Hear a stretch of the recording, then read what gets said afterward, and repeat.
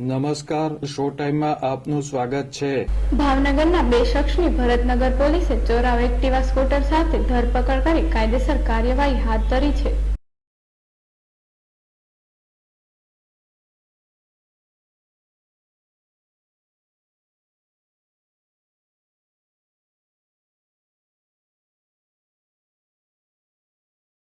ભરતનગર પોલીસે પૂર્વ બાતમીના આધારે કૌશલ ભોપાભાઈ ચાવડા અને વિશ્વરાજસિંહ ભીખુભાઈ સોલંકીને ચોરી કરેલ એક્ટિવા સ્કૂટર સાથે ઝડપી લીધા હતા।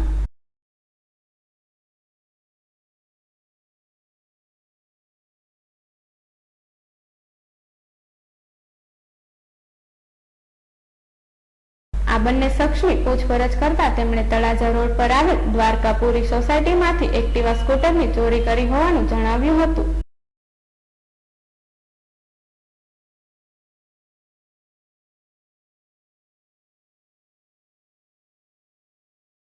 ભરતનગર પોલીસે સ્કૂટર કબજે કરી કાયદેસર કાર્યવાહી હાથ ધરી છે।